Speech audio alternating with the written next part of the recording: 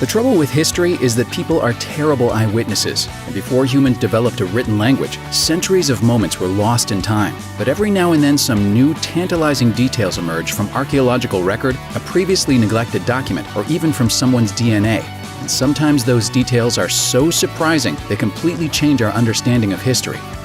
All in the DNA.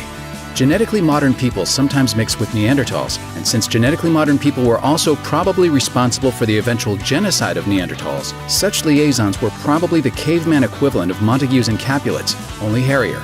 But new evidence suggests that intermixing of different human species was not just confined to Neanderthals and Homo sapiens.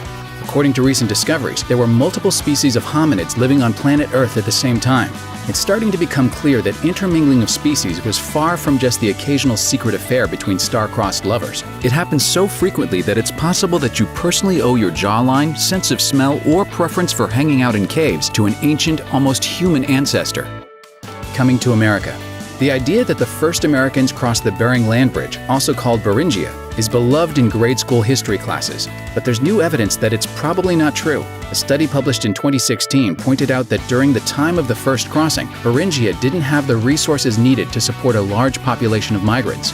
Animals and plants didn't start making homes in Beringia until about 12,600 years ago, and the supposed first crossing was more than 1,000 years before that. Instead, it is likely that the first migrants crossed into the Americas by traveling along the now submerged Pacific coastline. You keep that in mind. The moment you think you got it figured, you're wrong. Lady Vikings. If you're a fan of Vikings on the History Channel, you'll probably find this information to be about as obvious as it gets because, duh, everyone knows shield maidens were a thing, and Lagertha could totally kick your butt, by the way. In the 1880s, the skeleton of a Viking warrior was unearthed in Sweden, and everyone just assumed the skeleton belonged to a man, mostly because Xena warrior princess wouldn't reach the airwaves for more than a century. The warrior, who was buried with weapons, shields, and 2 horses, helped historians imagine what the quintessential Viking warrior might be like, except for the part where he was a she.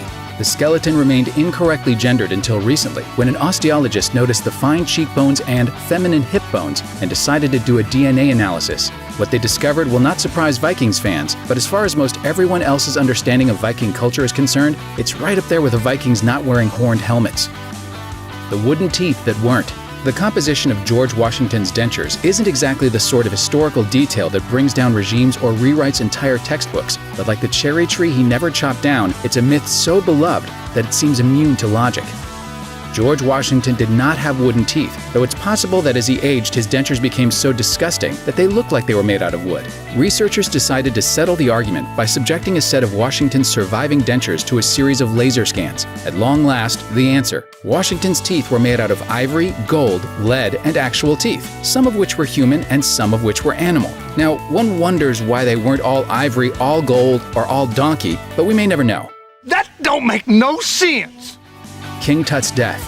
Egyptian kings, ancient curses, buried treasure. The story of King Tut has everything, except murder. The thing about the boy king is that he's famous because he was buried with a buttload of treasure, and no grave robbers were ever clever enough to figure out where it was, until 1922, when some British guy helped break in and subsequently died from a mummy-cursed mosquito bite. Because he died so young, some people thought Tut must have been murdered. Theories ranged from a blow to the back of the head, courtesy of a political rival, to poison. Then researchers rained on everyone's murder mystery parade with DNA tests and CT scans, which revealed that the king suffered from severe malaria and an infected broken leg. And the poor kid wasn't just sick, he also had a cleft palate and a club foot, which were inherited conditions. The genetic testing also revealed that his parents were brother and sister.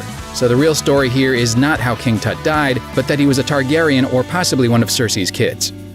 We don't choose whom we love. The Clovis got crafty. The Clovis people were some of the first migrants to reach the Americas, somewhere around 13,000 years ago. The culture was short-lived. A couple hundred years after they arrived, their characteristic spear points disappeared from the fossil record, which seems to indicate that the Clovis people also disappeared from planet Earth. Why? A 2006 theory suggested that a comet had struck the Earth, which caused wildfires and mass extinction, and that included the Clovis. But in 2011, a pair of archaeologists called foul on the theory, citing a lack of extraterrestrial particles at many Clovis sites and no indication whatsoever that the population of North America declined around that time. The new theory is simple. The Clovis people just stopped making that particular sort of spear point and came up with a new design, never really going anywhere. New spear. Who dis?